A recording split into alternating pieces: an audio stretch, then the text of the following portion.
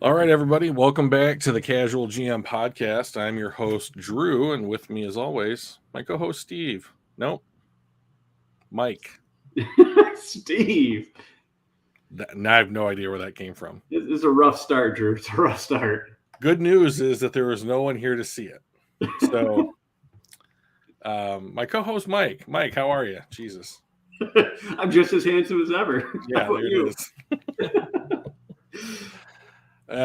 I apparently need to become more focused on what I'm doing in the moment. So, well, today, Mike, as you teased last week, is our Jared Goff episode. So Yep. we are going to spend some time tonight discussing Jared Goff, what he means to the Lions, and what I think what the future holds with him. Coming up here after the season. So, once again, if you are joining us live, please feel free to ask questions in the chat. We're happy to take your questions, especially if they are Jared Goff related. But even if they are not, we'd be happy to discuss them. So Yeah, and this really is our second episode kind of focused on Jared Goff. Yeah. It's why another one? Well, quarterback's the most important player on the team. When it comes to the success of a football team. So, spending a little bit more time kind of dissecting that position seems to make sense. And honestly, the first episode was a little bit more personal opinion based.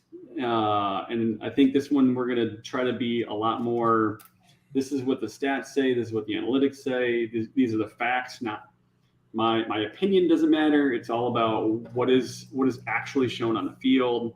What are the stats and everything else kind of show. So hopefully we can be a bit more objective than subjective this time. But yeah, it'll be a good time. Yeah. So once again, I don't think there's anybody technically in chat yet, but we will see if we are joined. I know that I think it's Detroit Lions Live or Lions Nation Unite is currently streaming, so probably splitting the fan base here a little bit. So, but let's just jump in, shall we? The first thing I'd like to say is that regardless of what media I post or discuss, hey, there's one Pride. Hey, buddy, how you doing? He is our regular. Like he's our number one supporter. Yeah, we love him. So the one thing I want to say about Jared Goff right off the bat is that I am accused of being a quote-unquote Jared Goff hater. And I want to explain why that is. Okay? Because I actually have a relatively high opinion of Jared Goff as an NFL quarterback. I just don't think that Jared Goff is the kind of guy that can go toe-to-toe with an elite quarterback or multiple elite quarterbacks in a row in a playoff run and win. So, and there's Funky. Funky, welcome. I was on something earlier today. It might have been Woodward Sports, and I saw Funky chatting about his kids. He's got, I believe, 3 kids. That's pretty cool to learn. So, so yeah. So that was pretty cool.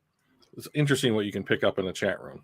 So anyways, my thoughts on Jared Goff. I think that there is a clear distinction between a quarterback who can start for any NFL franchise and be good enough to win a football game.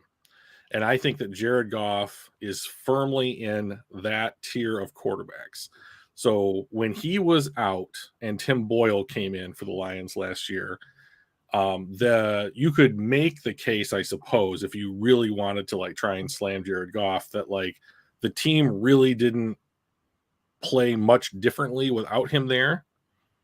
But ultimately, I think that if you were to play out all 17 games with Jared Goff and then replay those games with Tim Boyle, the records are going to be in favor of Jared Goff. He's a legitimate starting NFL quarterback. You're the same age as Levi Onwuzurike. Isn't he like 24? I would have thought that you've got a picture of Dan Campbell. I would have thought that you might have been a little bit older than that. Interesting. So the difference, and I think one of the first things that we're going to try and demonstrate here on the stream tonight is not that Jared Goff is a bad quarterback, because we don't think that.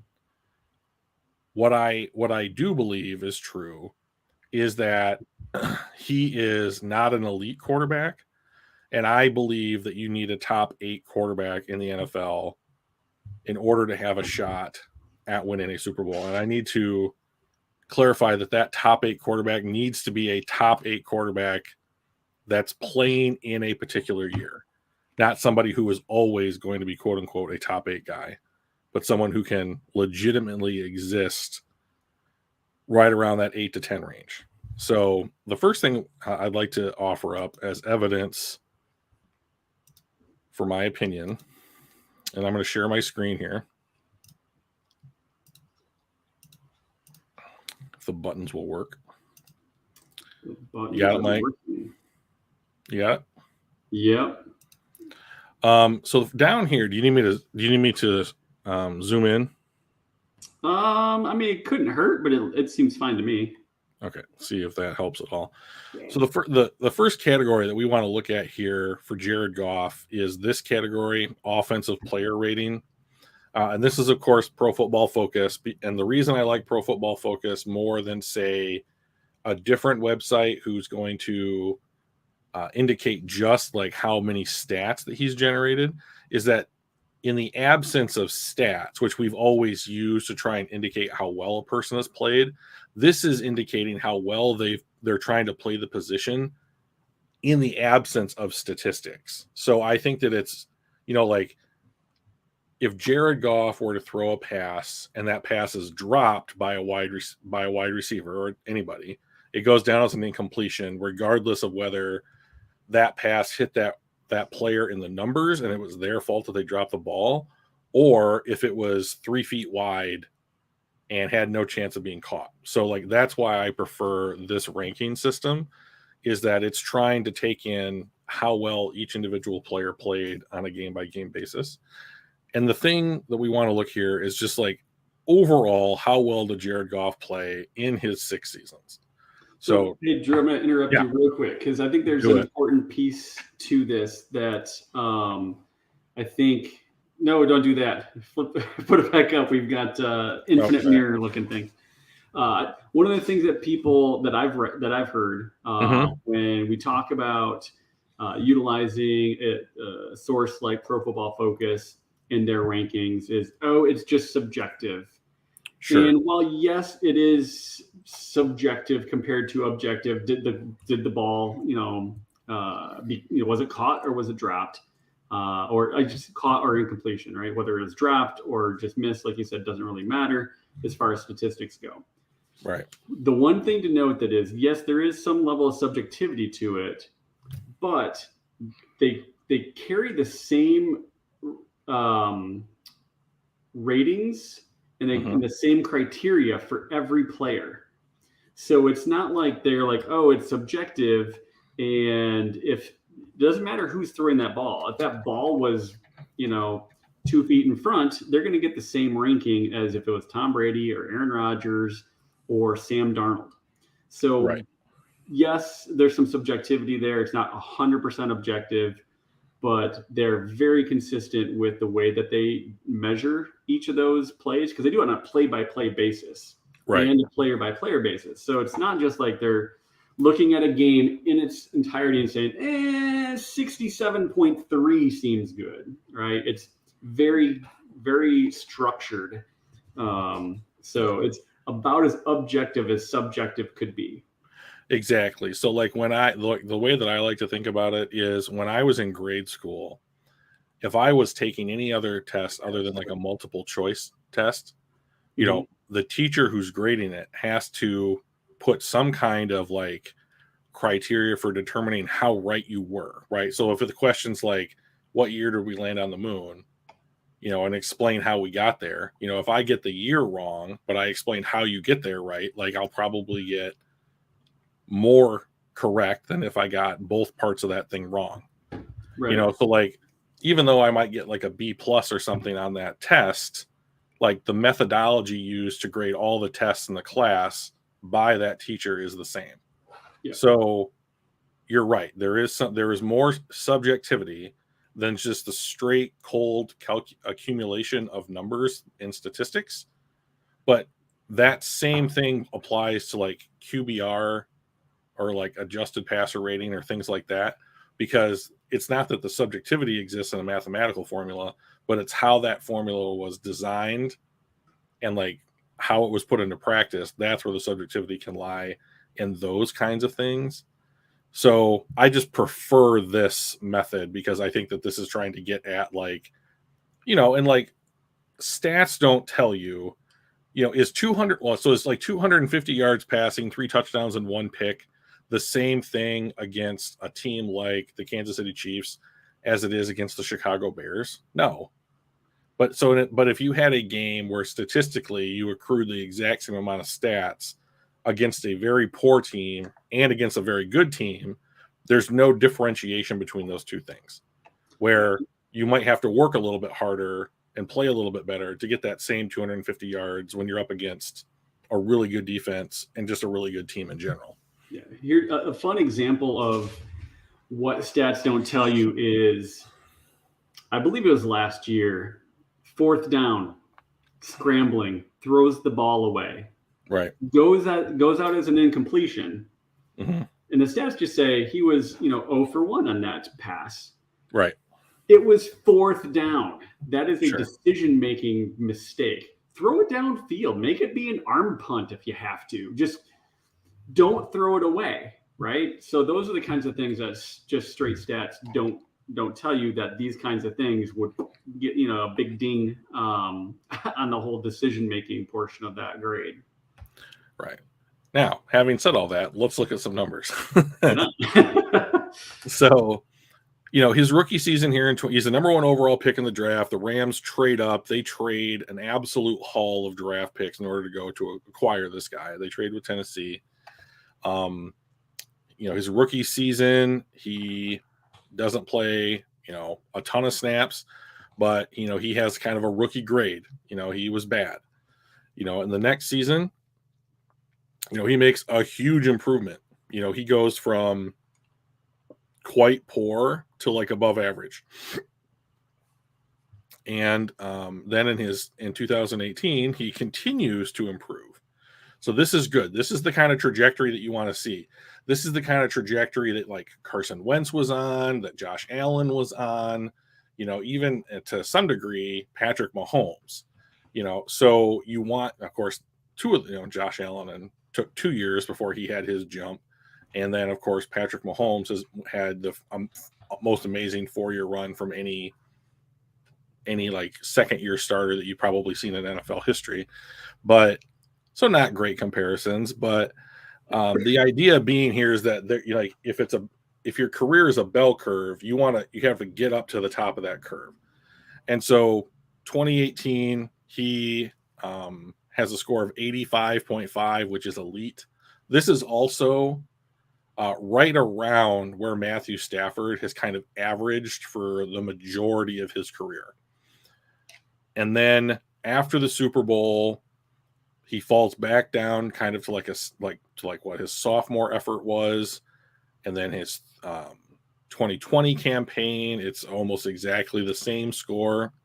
And then, of course, he gets traded to Detroit. So there's the move, learning a new playbook. He's going to a team with inferior talent on it, that kind of stuff.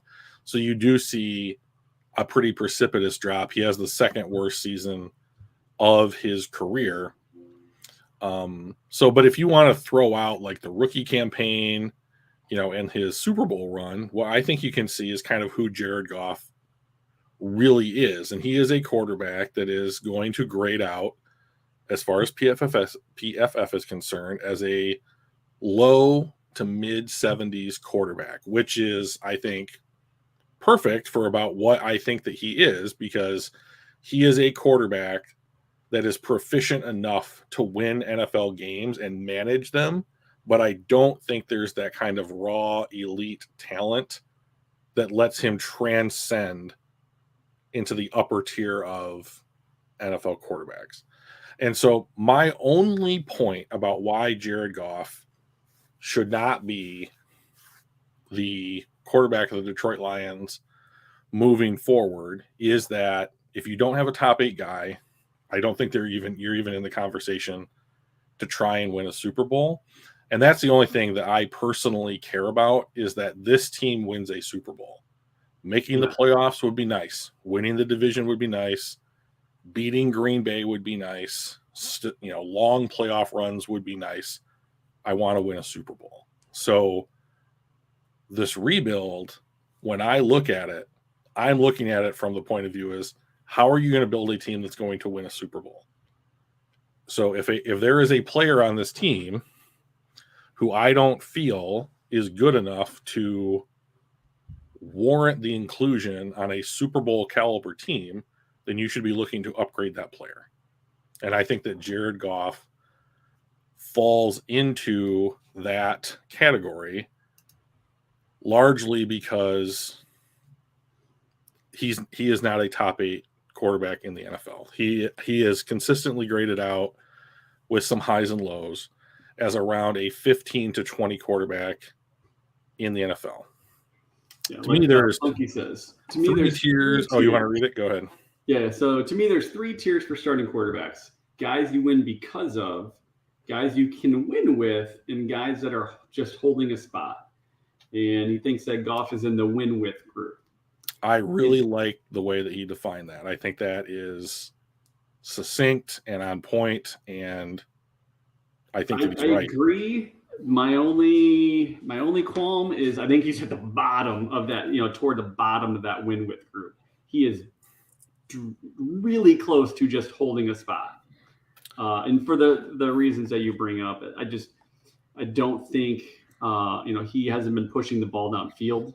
His average depth of target went from something like 8.9 yards all the way down to, was it 5.2 yards, which was, I don't know that it was that bad. EFL was it 5.2 or 5.5? I will look. So I will reshare my screen. And I do think that 6.7 was the worst that he's had in his career. Is it 6.7? Okay. And then this last year in Detroit, he was at 6.8. So it's effectively the same. But like to your point that you just brought up, I think the thing that kind of defines who Jared Goff is most of the time, like during these seasons where he has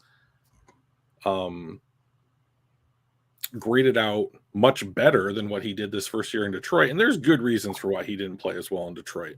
Yeah. But I think one of the things that either the team around him limited him, or the fact that like there was the play calling issue with Anthony Lynn over the first half of the season, is that he was effectively captain check down for a good chunk of last season. If there was a guy in the flat that he could throw to or whatever, he took it. Now, they had maybe the worst receiving core in recent memory last season. Like they had guys like Tyrell Williams in that first game. They were still trying to figure out between Khalif Raymond and Trinity Benson. And for whatever reason, they didn't play St. Brown as much. So there was kind of a revolving door at wide receiver. And I could understand how that could limit him. But, then they signed Josh Reynolds. And I think going into this year with adding DJ Chark and eventually Jameson Williams will come back, the depth chart has shaken itself out as wide receiver, and we'll learn that by the end of August who they keep on the team. And I'm hoping, not expecting, but I'm hoping that by adding DJ Chark, once Jameson Williams is playing, that you are going to see plays called designed to push the ball down the field. And I don't mean like 50-yard bombs. I mean like the ball travels 15, 20 yards in the air. And then you're going to, if that is the case, whether there's slants or posts or whatever they are, if he's able to get that started, and they're at least, defenses have to at least know that he's going to take those shots, that's when I think players like Hawkinson and St. Brown are going to absolutely eat up the opposing team, because those guys are going to get matched up on linebackers who they've both destroyed in their careers, or in Hawkinson's case, players that he's physically bigger than. Yeah. And I don't see a reason why, once this offense is going to be completely healthy, knock on wood, and you finally get it, moving all in the same direction, that Jared Goff couldn't replicate at least his 2019 and 2020 seasons. And if he does have a season that's better than that, somewhere between 75 and 80, yeah, this team certainly has a chance to win 8, 9, 10 games, on the outside. So I like and expect Jared Goff's chances to have a better season than he had last year. Yeah. For him to be able to take advantage of that, I suppose.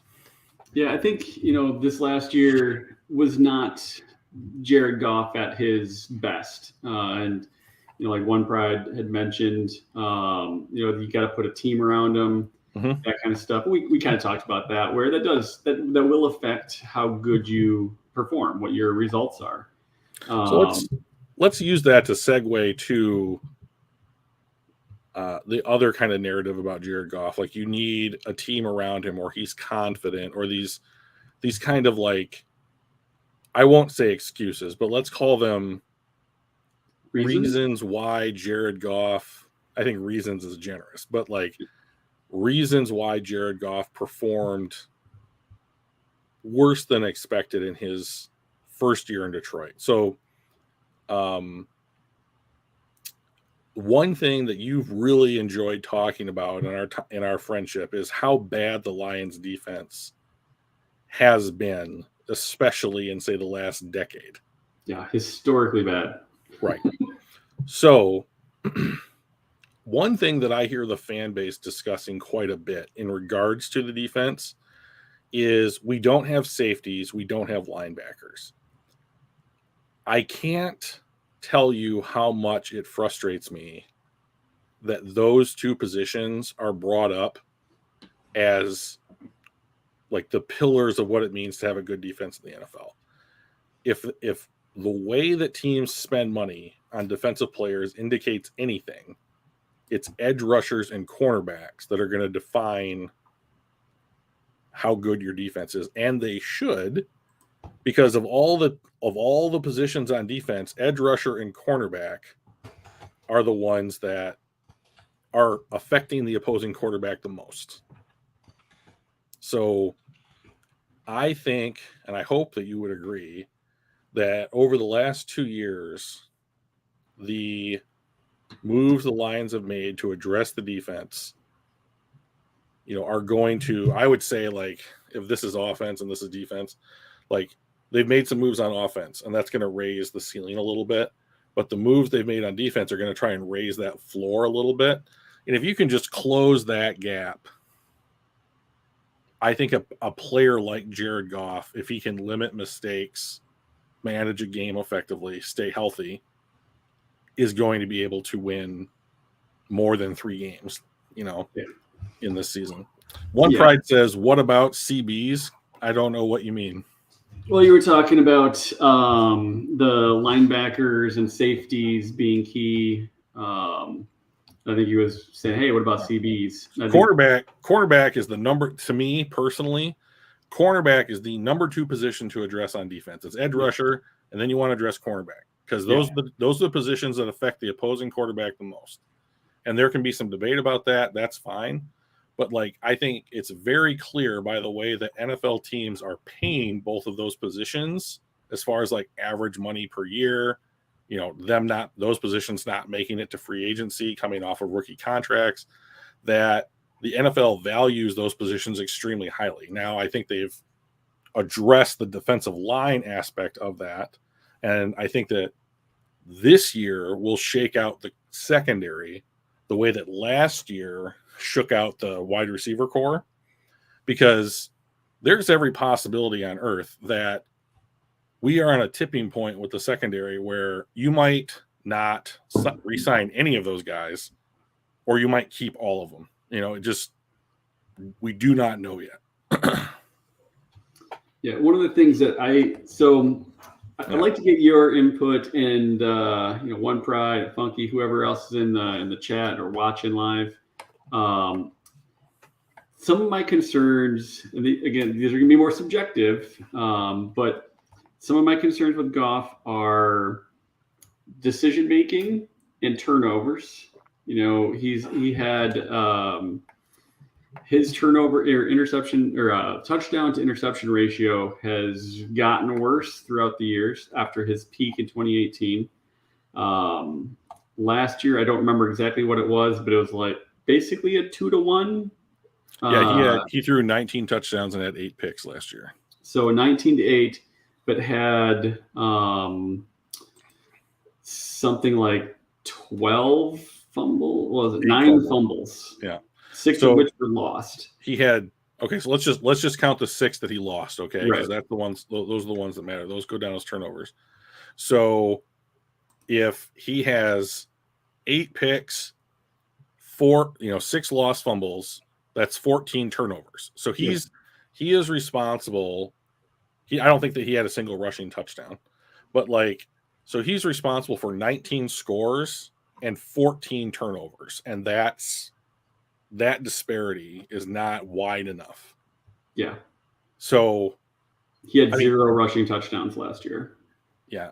So he is not a nimble dude. So that is another, we didn't talk about that in the first part of it, but that's a problem I have with Jared Goff, is that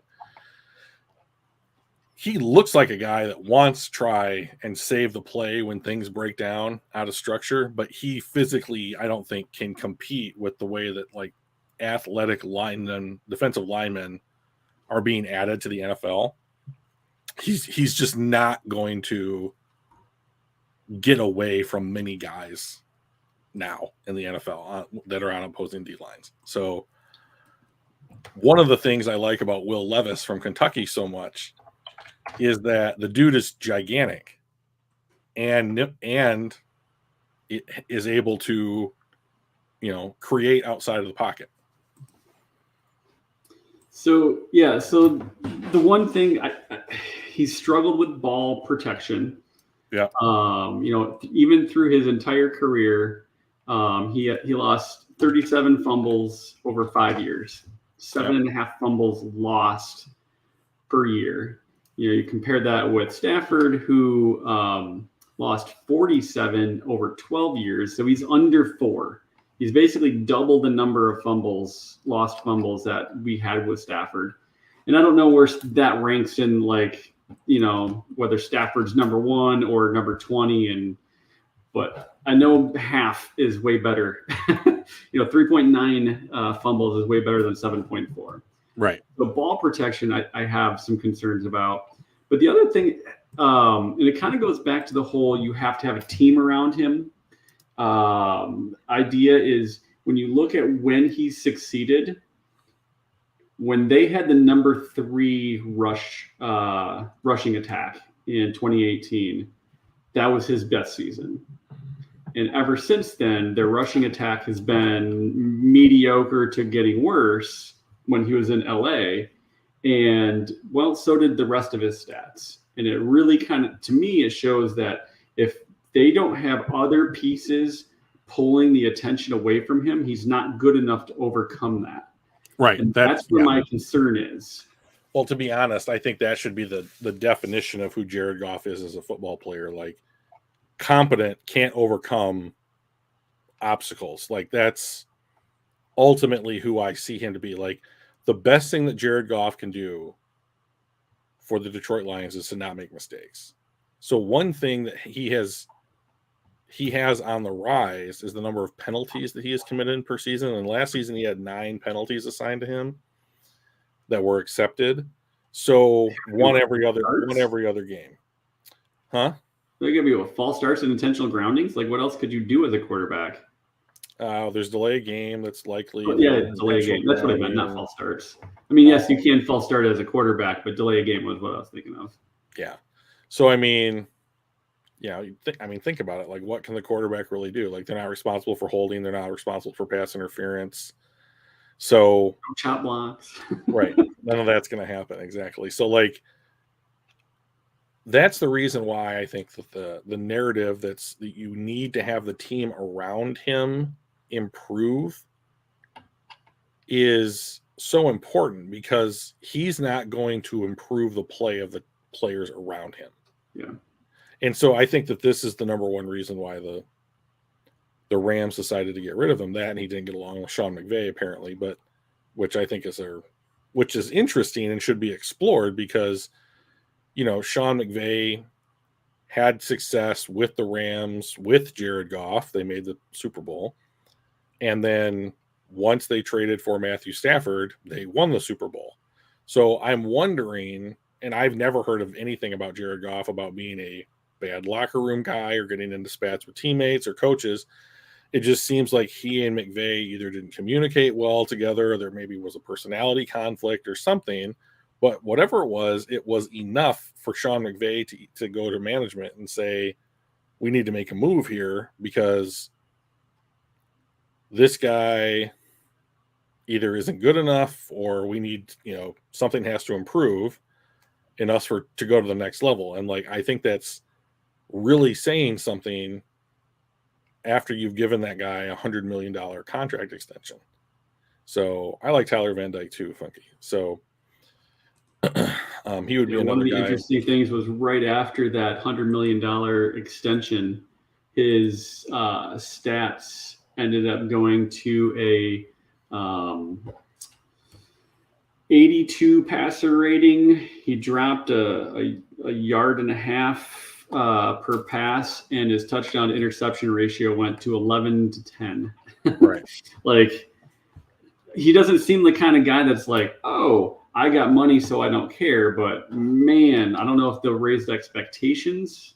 Just he folded under pressure, which is kind of what he did in the Super Bowl as well. Oh, the run game's not there to bail me out, and then they put up 3 points in the Super Bowl. I just don't have a lot of faith. Like, he seems like a nice enough dude. I've heard nothing about him being other than a really great dude as a person. I think he's a middle of the pack, 15 to 22 kind of. On a bad year, he's going to be 22, 23-ish in the league. On a really good year, I think he can be up to 15. I just don't see him overcoming those other obstacles of requiring the number 1 defense and the number 3 run game to support you. Those are unicorn types of seasons and teams, and we're not gonna have that. That happens very rarely. So I want a guy, if it's not going to be him, or if we don't think it's going to be him, I want, like you said, we have to look for who could it be? Well, maybe it's a Stroud, maybe it's Bryce Young, maybe it's Levis, maybe it's Van Dyke. Like, I would rather take a flyer on that than know that our ceiling is maybe make the playoffs, doubtful to win a game. That's not where I want the team to go. Yeah, I mean, so I think this trans is going to help us segue nicely into the next part of it, which I think Funky and One Pride are having a conversation about here in the chat, is like, what if not Jared Goff, who? And so I think that the answer there, and what the answer should be, is a rookie quarterback. So what I'd like to do is talk about what does the future look like with Jared Goff, because I think that there's no doubt that he's the quarterback that's going to play out this upcoming season. So if that's the case, I can't imagine what would change at this point. What does the future look like with Jared Goff? So I'm gonna share my screen again so we can take a look at his contract.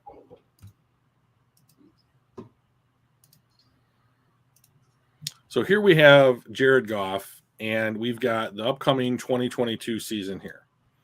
So we are guaranteeing him $25.5 million. He's got a cap hit of $31 million on the cap this season. And then next season, so this is happening. I don't think that there's any likely trades that are going to pop up. I don't think that there's certainly, I mean, like Tim Boyle's not going to outplay Jared Goff to take over the starting quarterback job on this team. That would be amazing. But what about next year? So if we look at 2023, his cap hit only goes down $1 million. But the dead money that if you cut him before, so like the season ends and you decide somewhere between the season and the draft to cut Jared Goff, you will take a $10 million dead cap hit, but you will save $20.5 million on your cap. And that is a big enough difference to where I would think you could say we can realistically cut Jared Goff from this roster. So, but should we? So like I'm going to stop sharing my screen so I can come back and look at your gorgeous face. You lucky man. I know. So like if we jumped into this conversation that Funky and One Pride are having, there are, I think, currently 5 first-round quarterback prospects to watch this upcoming season in college football. And those are, unsurprisingly, Bryce Young, Alabama, CJ Stroud, Ohio State. And I 100% do not believe in things like you can't draft an OSU quarterback because they never work out. That's nothing. That's based on nothing. There's no facts that support previous performance or previous history does not dictate future performance. Correct. Just because the Cubs hadn't won a World Series in 100 years doesn't mean they can't win one, and they go out and win one, right? And they're not cursed, and neither were the Red Sox, and neither were the Lions. Curses are not real things. So ours was self-inflicted. Well, if you want to call a curse like bad management, six decades of poor management, I would agree with that assessment. The fans were cursed, not the team. Exactly. And then there's Will Levis, Kentucky, Tyler Van Dyke from your university, the U. And I would also throw in as a dark horse first-round prospect, Spencer Rattler from South Carolina. So you've got 5 guys. I think that 4 of those guys have an opportunity to be taken inside the top 10. And the Lions, see, this is why I think that this like easy schedule this year is a trap. One of the reasons is that if the Lions are, let's say they're the 20th best roster in the NFL currently, and then they win 8, 9, 10 games, and they're just like a game out of a wild card spot, they're going to be picking in the middle of the round. So, Brad Holmes has indicated that he's willing to trade up for the right player. Whether or not that's a good idea. I mean, if it's with the Vikings, that's fine because it's basically a 1-for-1. But if you're going to get, I think, a Stroud or a Bryce Young, you're probably going to have to get in the top 5. And if you're talking about a Levis or a Van Dyke, you're probably going to need to be in the top 10 to 15. And then if you're not there, then I think that you need to start thinking like, are we going to take a Tanner McKee, Stanford, a Spencer Rattler from South Carolina, Richardson from Florida? Keep throwing out these names, guys. That's fantastic. Or, unknown quarterback that's going to make his presence felt this year in college football and rocket up the standings. If you do trade up for a guy like Stroud, Van Dyke, Levis, I think that you could legitimately go into the 2023 season with him as your starter. Is that a great idea? Maybe not. I think that experience is going to help that guy more than anything else. And this team should only continue to get better. You've got a line. You have skill position players, most of them entering their second year with the team. Defense should continue to improve. You're going to have some amount of salary cap space, and you're going to have the rest of your draft to support wherever else you think is going to be necessary to support in order to, quote unquote, make the team better. So I don't think that a rookie stepping into the Lions roster that's effectively 2 or 3 years old is going to be a bad situation for that rookie. It certainly has none of the hallmarks of what has made rookie quarterbacks fail in previous attempts. You know, bad offensive line, no skill position players, poor defense. You know, I would be hoping that the Lions end up somewhere 20th best defense this year, 20th to 15th best offense this year, especially with such a poor schedule to prop up the stats. So So if we were to grab one of those guys, yeah. whether it's Levis or whoever, do you start him right away? Yeah. Or do you let him sit behind Goff? No. So I would if I was the GM of the team, I would cut bait with Goff and I would start the rookie. Okay. And the reason I ask is, well, look at what happened with San Francisco, right? They drafted their quarterback of the future, and they had an established veteran going, what the hell, guys? Like, and then they had to lean on him anyway because their new guy wasn't quite ready, and now it's just kind of a mess there. I'm like, I kind of don't want to do that. Well, don't worry, because none of the guys that we have discussed as potential prospects for the Lions were the same kind of player that Trey Lance was. If San Francisco had taken Justin Fields, not Trey Lance, or even if they had taken the kid that's in New England now, Mac Jones, we're not having the same conversation because Jimmy Garoppolo would not be on the roster. They gave Jimmy this last year because Trey Lance threw something like 100 pass attempts in college. He is effectively a wildcat running back that can throw the ball. And now the dude has an absolute the dude has not Lamar Jackson. Lamar Jackson is a throw first quarterback who can run. Even though people don't have that impression of him. But as a Ravens fan, as your second team, not your having watched all the games in the NFL that he's played, he's a throw first quarterback. He wants to throw the ball first. But the thing about all the guys that are coming out this year is that they are all more mobile than Jared Goff. So I'm pretty excited for this crop of QBs. Trey Lance needed a whole year and probably more to adjust to be able to become an NFL starting quarterback.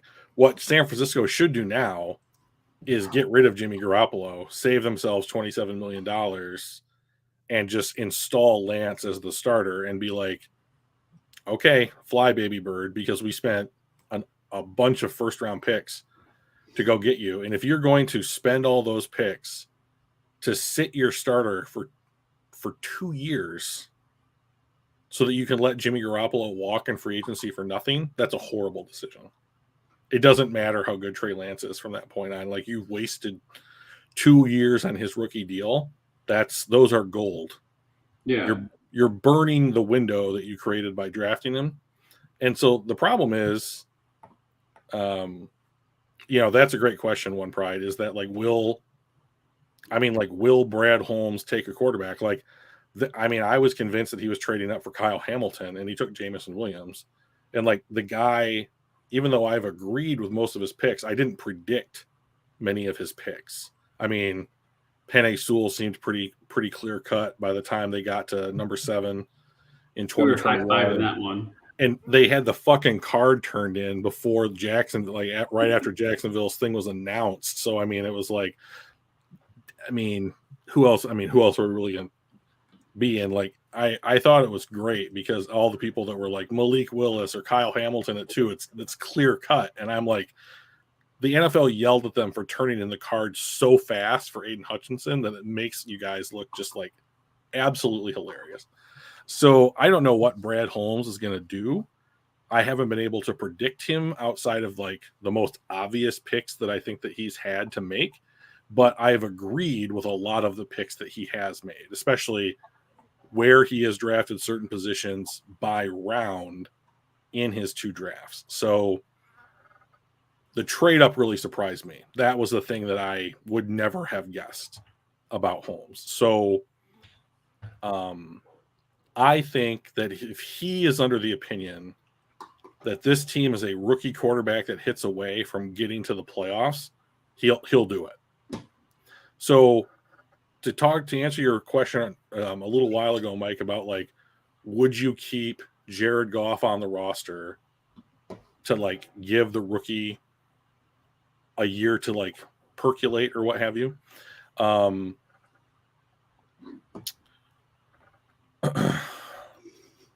think that that's a path that I would say is likely that they could take. I mean, I think that if you are a new GM, especially like Brad Holmes is, and you're like, I'm not only trying to make this team better, but I'm trying to maximize my narrative for keeping my job on a year-to-year basis, like taking a chance on a first-round quarterback, as we know and have talked about, is likely where you are going to find a legitimate NFL starter. If you then give that kid an opportunity to have the NFL game slow down for him by having an established quarterback like a Jared Goff on the roster, you could still have Jared Goff play 6, 8, 10 games, see how the season's going, and then turn the season over to the rookie at some point. Funky trading down in the NFL draft is usually a gold mine and an absolute fantastic philosophy on how to gain value. So, yeah, anytime that you can trade down and still be in the top 10, that's probably going to work out pretty well for acquiring a good. I like that line of thinking.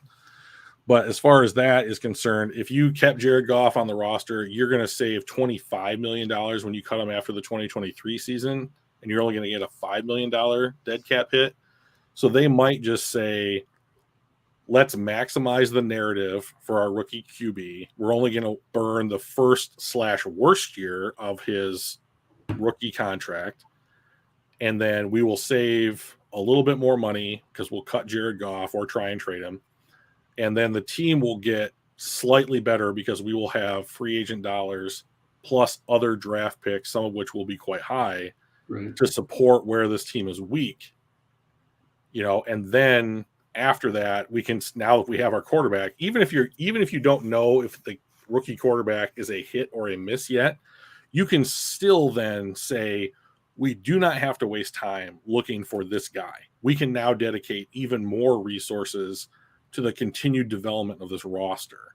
And there's bunches of places that they can still improve on this roster. Like, one of the things that I'm working on is kind of a pet project right now, is kind of looking at who's going to make money on a 1 year, 2 year, 3 year roster turnover perspective. Like, who is this front office going to give money to? Are they going to give, it sounds like they're going to give Hawkinson an extension.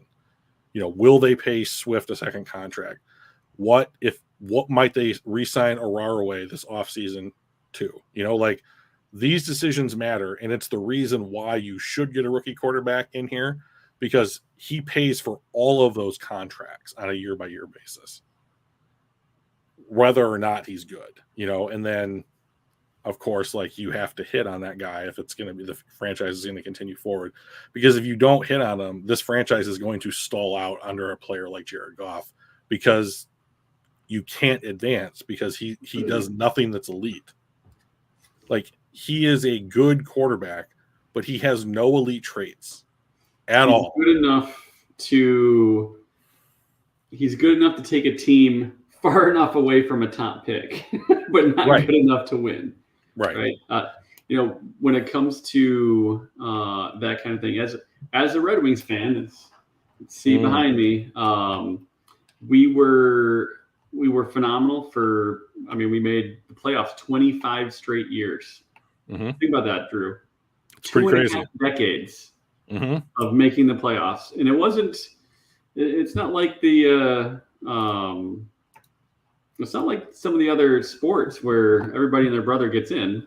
Right. But we were, and it kind of is. There's about half, but of those 25, 23 of them, we were top 4 seeds. We win 4 Stanley Cups. We get to the finals 2 additional times.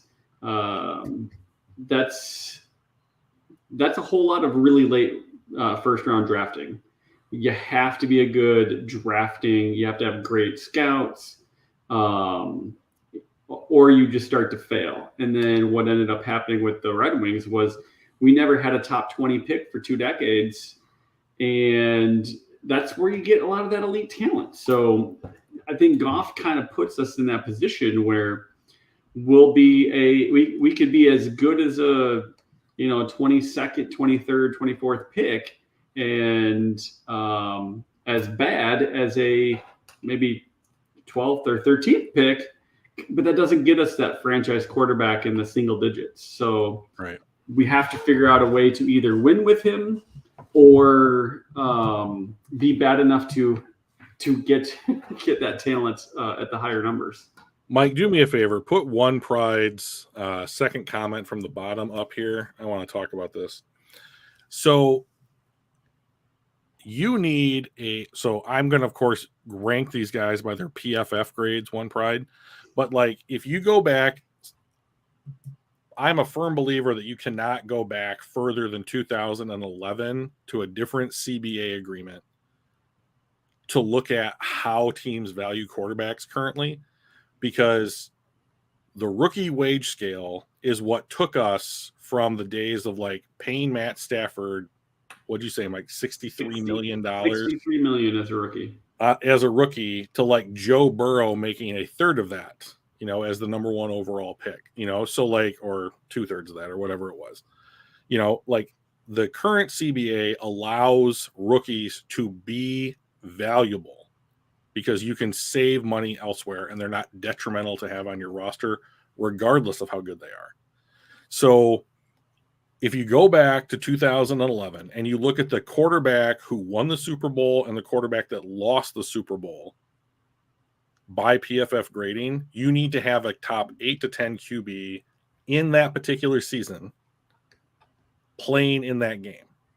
So if you do not have a quarterback on your team who is capable of being a top 8 to 10 quarterback on a year-by-year basis, I don't think that you realistically have a chance to make a Super Bowl, let alone win one. Now, Jared Goff, to bring this kind of back to the topic at hand, was the number 1 overall pick. So, and a team wanted him badly enough to trade an absolute truck full of draft picks to go get him. And he got them to a Super Bowl in a year that he played like a top 8 quarterback. I believe that he ranked 8th that year in the NFL by PFF grade. He gets to a Super Bowl. That's a laudable accomplishment. But he loses to the Patriots. And let's be fair, lots of teams won or lost to the Patriots in the Super Bowl. But like, there are only a couple of exceptions to that top 8 rule. And one of them was Peyton Manning with Denver. And I think Russell Wilson 1 year. They were each outside the top 8, but those are the only 2.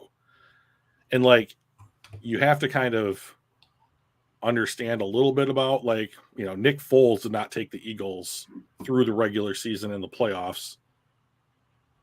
He came in for an injured Carson Wentz, who also coincidentally had his best season the year that the Eagles went to the Super Bowl.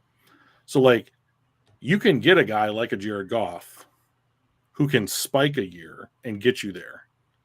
Or you could draft a more talented or find a more talented quarterback at some point in the draft that is going to be able to perform at that level where it's simply more likely that they will be able to reach that level on a year-to-year basis. So I don't want to win one Super Bowl. I want to win all of them. So I don't give a shit if you can get me there once. That's not good enough. I want to win multiple Super Bowls. I want to be a team Drew, if we can just get there once. No, wrong. And win it once. Wrong. I can die. I'm going to if the Lions make a Super Bowl, I don't care where it is. I don't care how much the plane ticket costs. I don't care how much the game ticket costs. I'm going to be at the Super Bowl. My wife already knows that. It's a thing that's going to happen no matter what happens, whenever it is. Hopefully it's sooner rather than later. But, to One Pride's point, so at worst, my quarterback has to be Joe Burrow or Justin Herbert.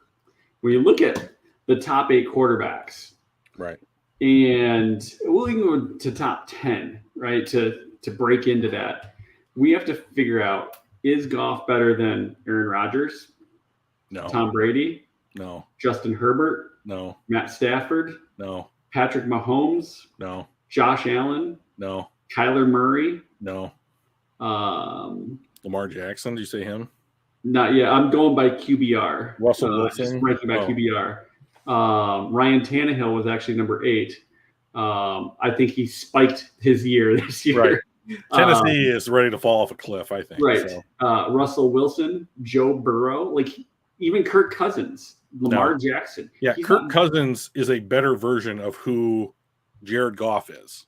Right. So I just don't see him being in that top 12 even when you start, when you get to like Lamar Jackson and Kirk Cousins. I just don't see it happening. So that's why I'm not sold on Goff being able to take us to the promised land. Yeah. And Funky's hit the nail on the head here with his comments. Stafford getting 14 a year with a cap around 160 as opposed to Burrow at 9 with a cap around 195. That's a huge difference. Boom. Motherfucking boom. Because that difference in money lets you go out and add someone else. So when One Pride says, so at worst, my QB has to be Joe Burrow or Justin Herbert. Yeah, kind of. I mean, really close to that, because if you combine that comment with what Funky said, you get the totality of what we're talking about here, which is that the best resource for a professional football team under this CBA is a quarterback that hits on a rookie deal, because you are paying that rookie who is playing like a top 8 quarterback less than other teams are paying their top 8 quarterback. You then take that savings and you invest it in something else, wide receiver, defense, offensive line, whatever.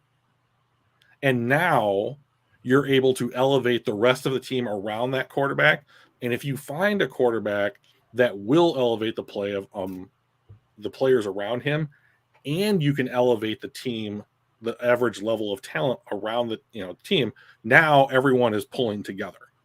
And so this is what I think that you see with the Cincinnati Bengals. And it is fascinating to me how the Cincinnati Bengals are building their roster. They went out and they went wide receiver in Boyd and Higgins.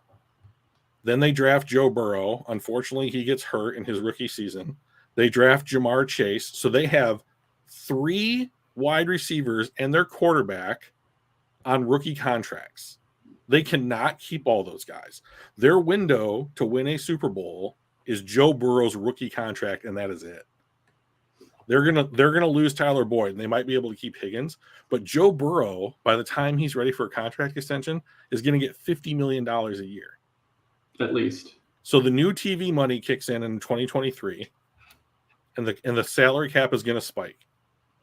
And then Joe Burrow is going to be like, I'm better than Aaron Rodgers. Sorry. Aaron Rodgers is going to be gone. Right. By the time that happens.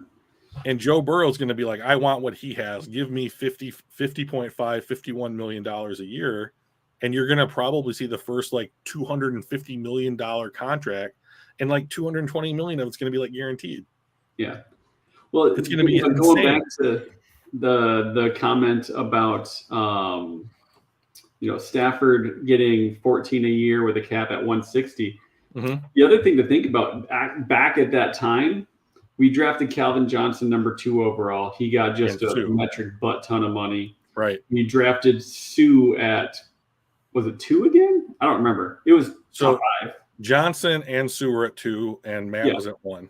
Yeah, so we went Calvin at 2, Sue at 2.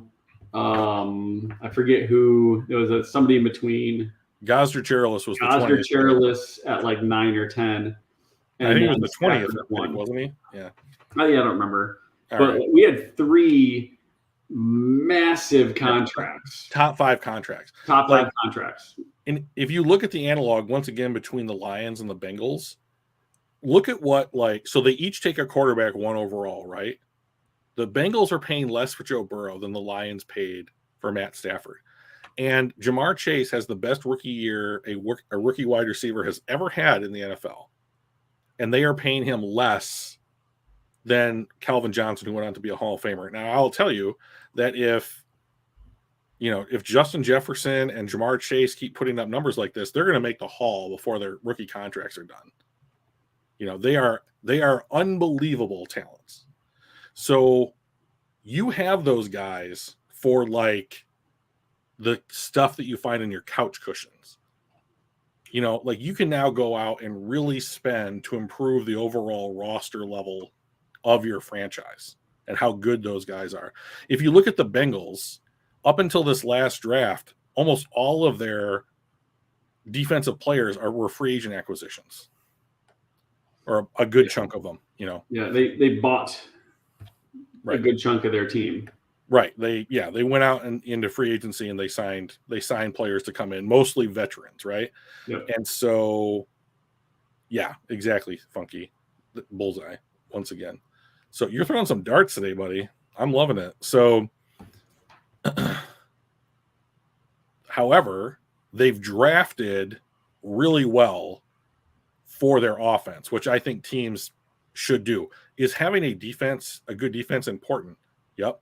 Is it as important as having a good offense? Not by a country mile. Not anymore. You need to outscore people. Yeah, the last time that was really like the deciding factor would have been probably the Ravens when Flacco was there. So I think people don't remember exactly how good Joe Flacco was. He wasn't like a world beater by any stretch, but that dude had an absolute cannon and was certainly intelligent enough to manage the NFL game. And they had a world-class defense. No, that's what I'm saying. Like, he was in that like 8 to 13 category. He wasn't elite. He was not even quite in the second tier. He was more in that back in the third or early fourth tier kind of thing. But their defense was historically amazing. Like, they are one of the greatest defenses in history. And that was, and that'll take, you know what? If the Lions had a defense that good, I think Jared Goff can take us to the Super Bowl. Yeah, I would. Yeah, having a defense absolutely. Like that is damn near impossible at this point. Correct. That is first reason that's under an old collective bargaining agreement. The way that you're valuing positions and giving people money is different. Yep. So that's the first problem I have with like when people bring up like, oh, Joe Flacco, he's a Super Bowl winning quarterback. You don't need that anymore. Brad Johnson, right? Yeah, Brad Johnson. That was even further ago. But again, one of the top 5 defenses of all time on that team. And can you find me an example that isn't 21 years old? No, you can't. Right. Like, absolutely. So that's kind of my point is you have to go too far back into essentially a previous era. Yeah, when your best quarterback is throwing for 43, 44, maybe 4,500 yards, and you still have a running back that matters, right?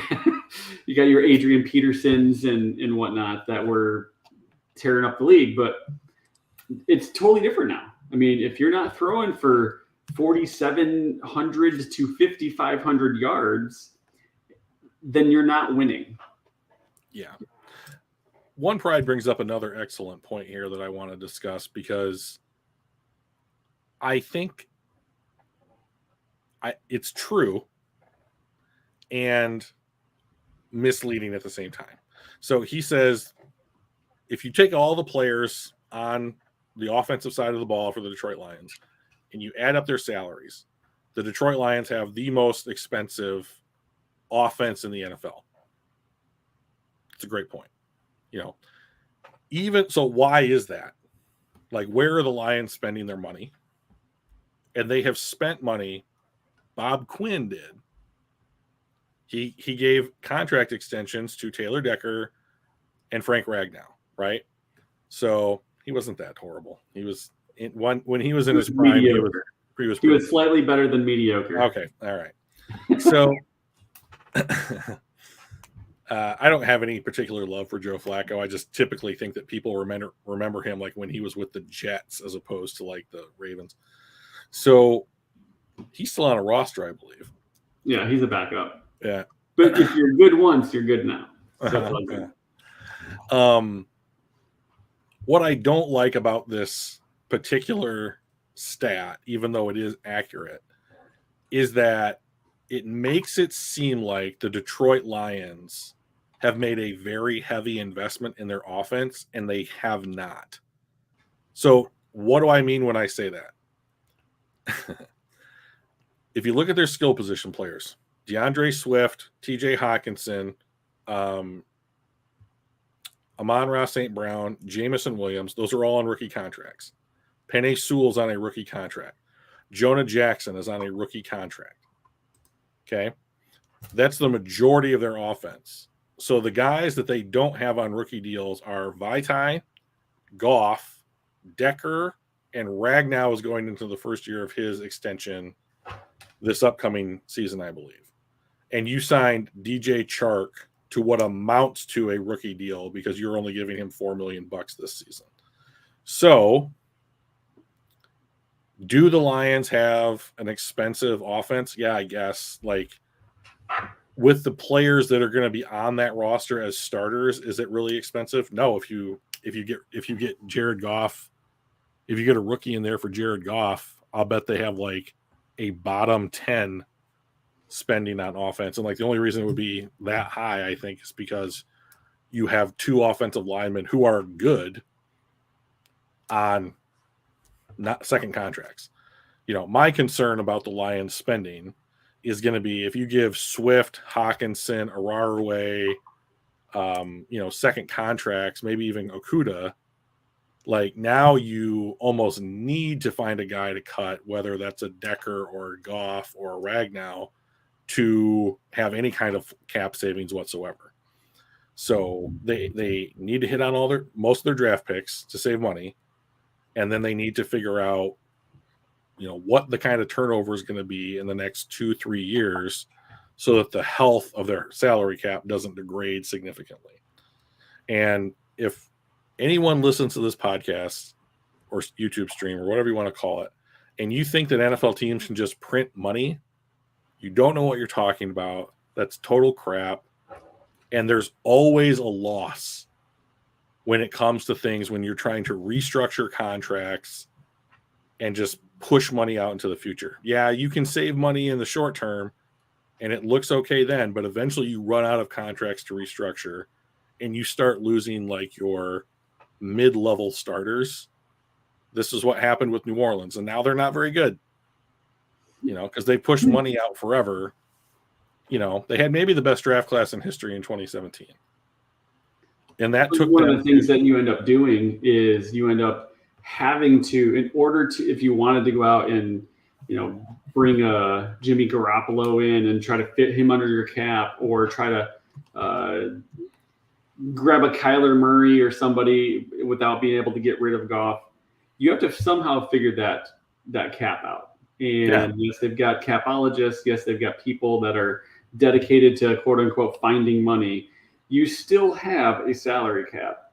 What you're actually going to do is you're going to start extending people that you probably wouldn't have otherwise extended, because you have to then add void years to people, and you have to do shenanigans with the upfront signing bonus kinds of things. So now you're stuck with void years on people you probably weren't going to extend. And in order to do that, you probably paid them well for down the road. Could you do something like that? Yes, theoretically you could, but you're just wrecking your team when you're, quote unquote, trying to find money. Now, the Rams did some of that this year. Right. I don't think they wrecked their team for a couple of reasons. Number one, they were already going to be extending, because they extended Stafford, Donald, and Cooper Kupp, all gotten big, massive contracts, and somehow still saved $13 million or something in cap space. Why? Because of the extensions and all of that jazz, right? They were already going to extend those guys. So that's one piece. And the other piece is they've extended them where a lot of the money is going to be after the new media deal, the television rights. So what they're doing is they're banking on a big increase in television rights revenue to bump the cap. Probably going to happen. Is it dangerous? Probably, potentially. Like maybe somebody doesn't want to give them the money that they think they're going to get. But I just don't think that's the way that you can build a team in most cases. In most cases, you're going to end up going, well, I don't really want to keep Michael Brockers, but I guess I have to extend him, add a couple void years, and do some signing bonus crap to try to make this thing work. The only thing a void year is dead money built into the cap ahead of time, and it's gross. So, like, yes, teams utilize that in order to extend their championship windows, but in almost every instance, like, you don't want to be paying that void year at some point in the future, and you're required to. So you're just shrinking your cap in whatever year the void year takes place, and it's a bad. In my opinion, it should be avoided at all costs. Now, the thing that the Rams do that more teams should do, I think, is they're willing to let players walk. They had Andrew Whitworth retire. They lost another key offensive lineman who I cannot recall off the top of my head. And they let Darius Williams, their number 2 corner, walk. They just went into free agency, whatever. And like the Rams are next to the Baltimore Ravens. Those two teams work the compensatory draft pick formula better than any two teams in the NFL. And so the Rams, even though they trade all their picks, are still picking 8, 9, 10 times, in a draft class. And, they might not be picking until the hundreds, but they are getting enough players to fill out their roster. And those guys are exceptionally cheap, and like, if you don't pick until pick 100, that guy is nothing. He's a couple $1 million. He's Amon-Ra St. Brown. We pay Amon-Ra St. Brown $5 million his whole rookie contract. Yeah. He earned that in his rookie season alone. 90 catches for 900 yards and 5 touchdowns. That's worth $5 million a year. Hell yeah. Yeah. And we don't, anything he does at this point is free as far as you are getting that for free. Like, you don't even start paying him $1 million a year, I think, until the 3rd year of his deal.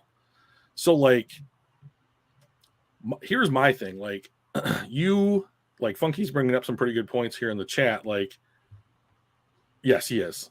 That's a good comparison, One Pride.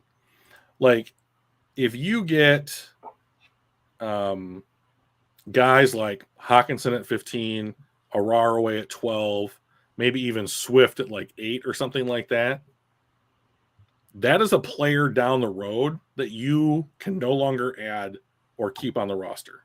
So who's that guy going to be? Is it Onwuzurike, McNeil? I don't know. Like, is it a future free agent that you're not able to sign? Is it a trade that you're not going to be able to make?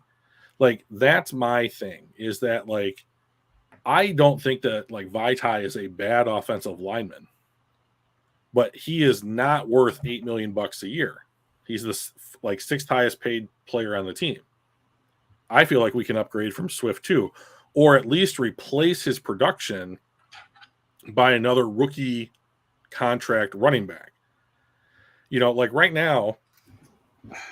Oh, I'm mixed on that. I think could we upgrade from Swift? Maybe. But I think if we can go into the whole second contract discussions with him, the same way we would with any other unrestricted free agent that's out on the market, and go, well, I only want to spend this much, and give him essentially that kind of a deal instead of a hometown. Oh, you're already here, and I want to pay you extra because we like you more, or you already have an established fan base, or whatever reasons why different GMs tend to overpay for re-signings. Again, Red Wings fan, we did that for years. Our re-signings, like, I thought Ken Holland was a great guy when it came to drafting and having a scouting department. His unrestricted free agent signings were actually pretty good. But for the love of God, our re-signings, the guys that he drafted and then re-signed him, second contracts, brutal, completely wrecked the cap there. So I don't want Holmes to get into that same boat where they're like, well, I drafted, and actually he didn't draft Swift, but like we drafted this guy. He's a hometown guy. He's got some fans. He's got pretty good production. Could we get somebody on the open market? Maybe, but we might as well just keep this guy. Fine, keep him. Just for the love of God, don't overpay him. Well, so here's my thing is like, if you give DeAndre Swift a second contract, you're overpaying him. That's my opinion. Like, he is making this season $2.3 million. He'll make $2.7 million in his last year of his deal. And then you're going to have to pay him a second contract. So like, let's just see what like the 10th highest paid running back in the NFL makes per year. 1, 2, 3, 4, 5, 6, 7, 8, 9, 10. That's James Conner from the Cardinals. And he is making $7 million a year. So you are more than tripling what you are paying DeAndre Swift. If he is going to get, let's say he gets a contract that is effectively top 10. Like, I think that he has a case to say, I'm worth what James Conner's worth. And so if the Detroit Lions agree, you are overpaying for what he brings to the team. And you might as well allow him to go into free agency and let some other team make the mistake of giving him $7 million a year. Right. And then you can spend, even though I don't like spending a draft pick this high, if you were going to spend a second round pick on a running back that does what DeAndre Swift does, you are going to say, I am going to take this rookie running back, and even though I'm spending a second round pick on him, I'm paying that guy, in 4 years what you are paying James Conner in 1.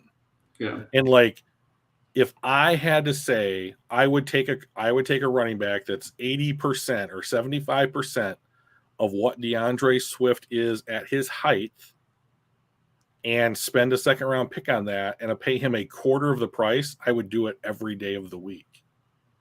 So why should even if DeAndre Swift is good and has, good in the locker room and attaboy and part of the culture and all that stuff, why wouldn't I save $5.5 million a season on a guy that's effectively the same player that the only resource I had to invest in was a second round draft pick?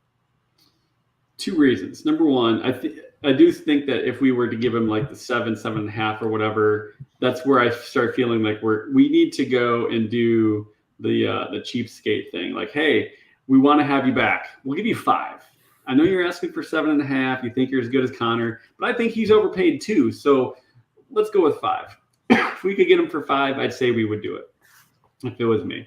But why would you, if you think you're worth 10 and you're DeAndre Swift, why would you sign that deal? You probably won't, but that's right. That's what I would offer as the Lions GM. I'd try to make the argument that James Conner's overpaid, blah blah blah. I mean, that's what they do. They talk about how all the reasons why you're not worth more, right? I'd find those and I would try to make that case. And if he would be willing to take 5, I'd sign him. Now, the reason I would sign him is, your question was, well, why wouldn't you do that as a second round draft pick? And the reason I wouldn't is opportunity cost. The opportunity cost of drafting a more impactful player in the second round. Sure. So if I could take that second round pick and get another Amon-Ra St. Brown, or Sky Moore, who ended up going right around early second round, it was early second. I would rather have that than a running back. So the answer to your question to me is opportunity cost. We don't have the opportunity to take a wide receiver, maybe a cornerback, one of those other positions that matter. And yeah, I'm paying a little bit more for a running back. I do know what I get at that point, because that's the only reason I'm signing him, is because nobody's giving me. That's why I would do it that way. Okay, I just think that like in any year that you take a running back in the second round, you're probably drafting a top top 15 running back in the league. And like, I would rather recycle that player. Yeah, Kenneth Walker is good luck in Seattle, Ken. So I love him being the third option on a rebuilding team that's awful. Like, we'll see. Some people are like, Kenneth Walker the third is going to be the offensive rookie of the year.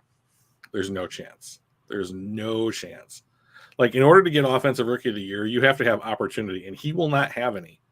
Like, without Russell Wilson to stand back in Seattle's backfield and run around and give DK Metcalf and Tyler Lockett time to run down the field, their deep passing game with Drew Lock and Geno Smith is laughable. So if you're going to use, how are they going to use DK Metcalf and Tyler Lockett? That's question one.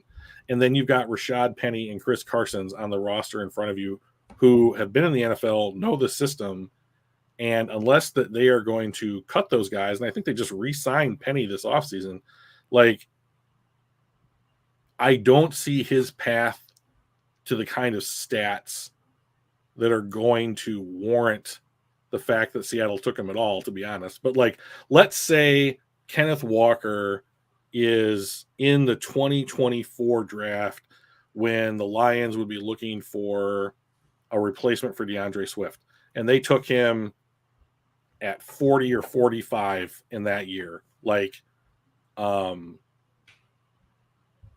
fine.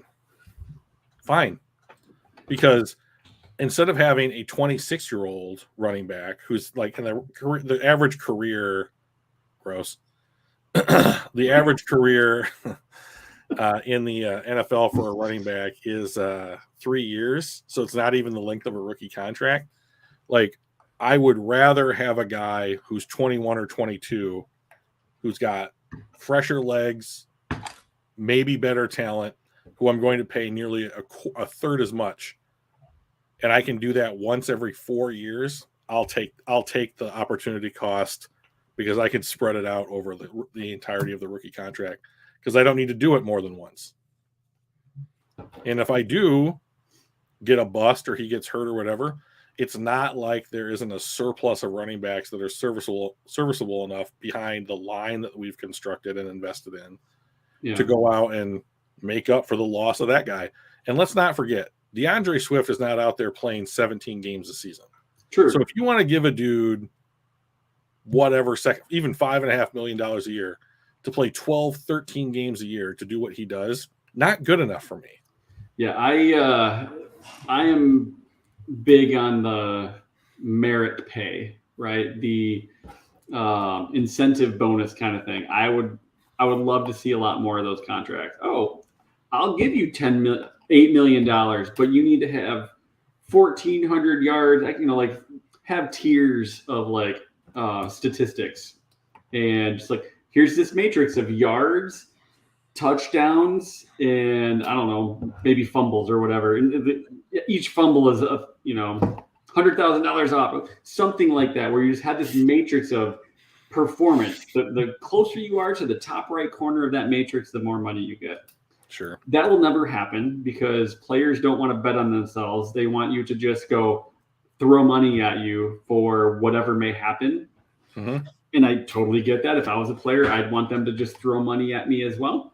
But what do you think it would take to have a team actually do that? Would it just have to be a full culture change with the NFL to go strictly into? There'd have to be a new CBA that allowed something like that to be the best option available for players, because what we have seen as far as like contracts across positions do is the more valuable positions are top 5 positions and safety, which is inching in their way toward being a top position. You see that their average market signings are increasing on a year-to-year basis. Right. And the only kind of like incentive-laden deals that you see NFL players signing are ones like where, like for example, like Baker Mayfield might re-sign with the Carolina Panthers. And they might say like, okay, we'll give you 3 years, $75 million, could be up to 90 if you hit, like, you win a playoff game or you hit 5,000 yards throwing, right, or 50 touchdowns or whatever. Prove it deals. Yeah. And so like, but no rookie worth their salt or worth a second contract is going to have their agent be presented with an incentive laden deal and have them be like, okay, we're going to sign this, because they can go somewhere else and have one of the 31 other teams say, well, we'll give you a non-incentive laden deal that's just going to give you a bunch of guaranteed money and an APY based around what you think you're worth, because we want to add you to our team, because there are a lot of stupid people out there, and it only takes one, so everyone's like, everyone's like, oh, the Lions can't trade Jared Goff. And I'm like, why not? Like, we had like 1/3 of the quarterbacks in the NFL change teams last offseason. Yeah. The same thing will happen this upcoming season, because there's always going to be someone who either needs to like prove to a franchise they can carry the load, or like they've worn out their welcome, or there's a personality conflict, or Instagram account goes blank, or someone like Deshaun Watson becomes available, which was a scenario that has almost never happened in the NFL, where a quarterback effectively in their prime was available on the market as a realistic option to acquire, whether that was via trade or free agency. So, yeah. So like, and what you saw was a team, the Browns, who invested the number 1 overall pick in Baker Mayfield, said, this is an unprecedented opportunity. We have to take it. Whether or not he's a piece of shit is beside the point. Like, he is a better quarterback than Baker Mayfield, and that's all the Browns thought about when they made that. Sorry. Stop. Sorry, misclicked. Whew. Sorry, everybody. That's the only thing they thought about when they made that trade to get Deshaun Watson, and when he finally takes the field for them, I think that it's going to be an obvious difference between what Baker Mayfield was to the Cleveland Browns and what Deshaun Watson is. And like, it's been a couple of years now, but like, it's probably going to be one more, but like, people forget, like, Deshaun Watson was amazing on an absolutely awful team. He is easily a player that makes the players around him better. So like, I've never been a big fan of his. That's fine, but he's an elite quarterback. So like, I never put him in that category. I put him in top 10, but back into top 10. I think he has top 5 potential on any given year. And if you put him on a legitimate team, which the Browns certainly appear that they are, I think that he has the opportunity to be graded out as the best quarterback in the NFL by the end of the season, assuming health. So, yeah, well, eventually I don't have that kind of faith in him. I think he can be top 10. I mean, it'll be interesting to see how he goes. But it's I know we're getting close to kind of wrapping up. We hit that hour and a half mark here in about 2 minutes. But one of the things, Drew, that I think you and I kind of talked about for maybe next episode. So I'd like to get some feedback from the chat, is looking at the next year or the next couple years, and when it comes to who do we keep, who do we resign, who do we let walk, what positions then do we draft, and kind of just take almost like a role play game aspect to it when we look at, all right, who's off of their rookie contract, roll a 20-sided dice or whatever, and figure out like, oh, nope, this guy wants to walk. We don't want to re-sign him. And just kind of figure out what do we do? I don't know. What are your thoughts about just kind of thinking through the next, say, 2 to 3, probably the next 2 years worth of expiring contracts and what directions we could potentially go depending on, who stays and who goes. Well, I like that idea because it sounds like the kind of shit that I think about when I'm just at work. So like, if the chat would like to, if they think that would be fun to tune into, I am all about it. So like, taking a look at, so like I've already started to make a list of like the people who are going to be unrestricted free agents in 2022 and then 2023, and like take a look and basically be like hit or miss, hit or miss, hit or miss. If if it's a hit, what would you resign them for? And like get an idea of like what this team would look like. Where can you invest draft picks? Where can you invest free agent dollars? That like, how much would you be willing to give a Raraway or a Hawkinson, on a second contract, that kind of thing. Like I think that would be interesting, because I think that it's gonna, if you do stuff like that, I think it would help set expectations for this roster to a greater extent than most fans think about it. And that's kind of what I want our stream to be about, is like, let's take that casual level thinking and let's just go one step further. And we don't have to gamify it by doing things like rolling dice or whatever to see whether someone's a hit or a miss. I mean, we could take existing knowledge and the existing trajectory of players too. Sure. But I always find that random, the randomness of, all right, well, he's projecting, but you know what? He tears his knee up and is not able to come back. Then what, right? That's kind of the fun of, to me, some of those scenarios, the fun of going, all right, well, let's roll the dice, and oh crap, yep, Hutchinson tore up his knee and he has to retire early. Well, shit, now what do we do? Or Okuda takes a huge step forward and now he's a stud. Now what do we do? That kind of thing. If Hawkinson has to retire, you probably just invest a 3rd round pick at tight end and you're probably no worse off whatsoever. So,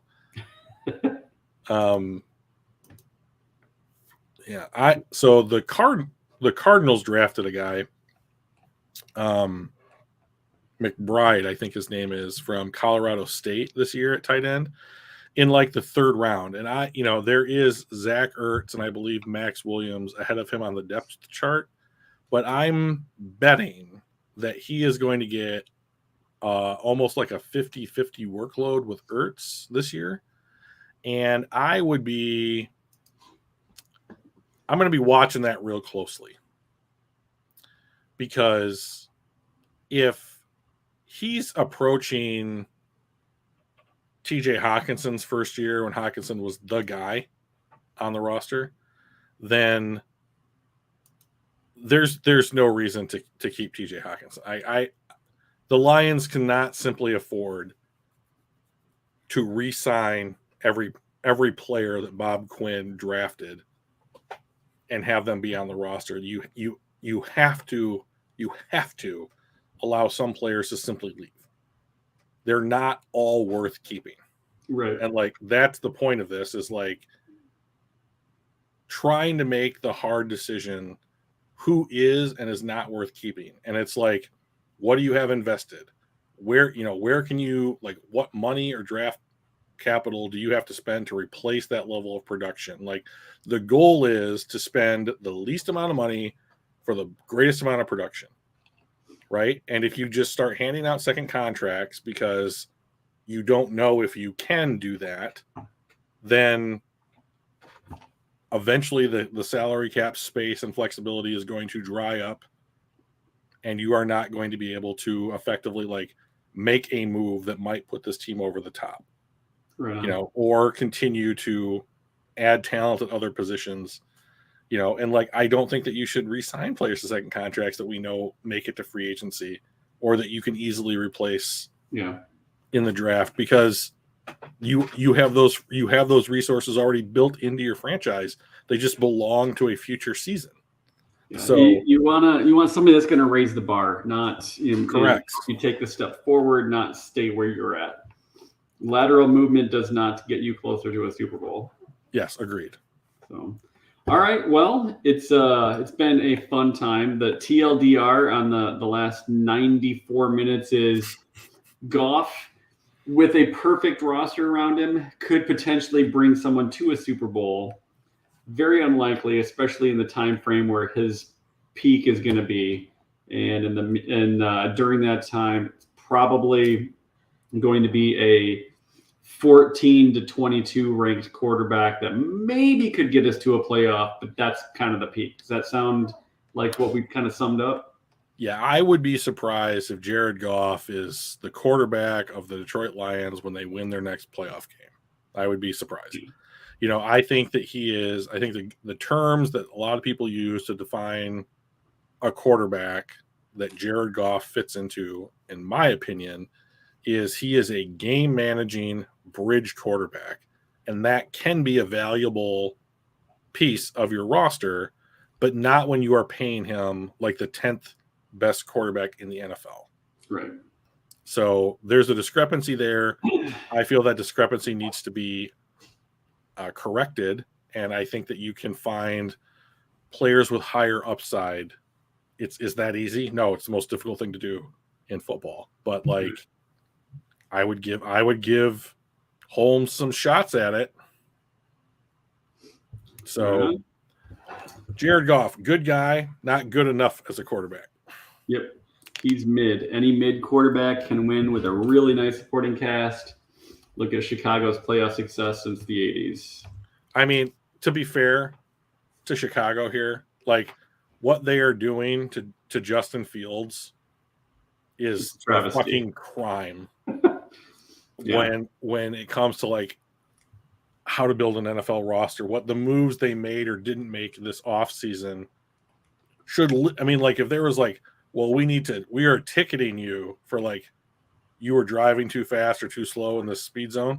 What their offseason was like ticketable offense when it comes to like how they're developing Justin Fields. I feel terrible for that kid. And he went to Ohio State. So like that's saying something. I mean, that should tell you how bad it is. So all right, Mike. Great chat today. Really, really appreciated getting back together with you. Thank you to One Pride and Funky in the chat. You guys made some excellent points. Always like talking to you guys. Hope you guys are back at some point here in the future. And next week we will talk about what the next maybe 1-2 seasons of the Detroit Lions roster turnover could look like. And as always, send us an email. And Mike, where can they send us an email? Well, it's right on their screen, Drew. But if you're listening to it and not watching, it's casualgmpodcast@gmail.com. Excellent. So we'll get the questions on air. We can talk about them. If you have any ideas for entire episodes as opposed to just individual points, feel free to send those over. Join the chat. We'll, as you can see, we interact really well with the chat. We love you guys. And then the typical like, comment, subscribe, all that jazz. We'd appreciate it. We should also mention that we're trying to book our first guest for the podcast in the upcoming week. So that's something I think that we might want to try and do a little bit more of as the channel develops and that kind of thing. So start looking for some guests upcoming as well. Right on. And if you have anybody that you would like us to try and talk to, let us know. I'll try to get Holmes. You know what? To be completely fair, I'll send that dude an email to be like, I know you're super busy all year, but if you had 30 minutes to be on my podcast, I would literally try and do a backflip, which would probably kill me. So, talking to that guy for 30 minutes would be the highlight of my fandom for my entire life. So, yeah, right on, man. I think that'd be pretty cool. I would love to do something like that too. I don't know if I have any, 6 degrees of Kevin Bacon way to get in contact with him, but maybe. Yeah, that'd be cool. It's amazing what a simple request can sometimes accomplish. It's true. So we'll see. All right, buddy. Well, I will let you go for now. Thanks everybody chatting along with us and following along, and we'll see you next Tuesday at 7. Thanks, guys. See ya.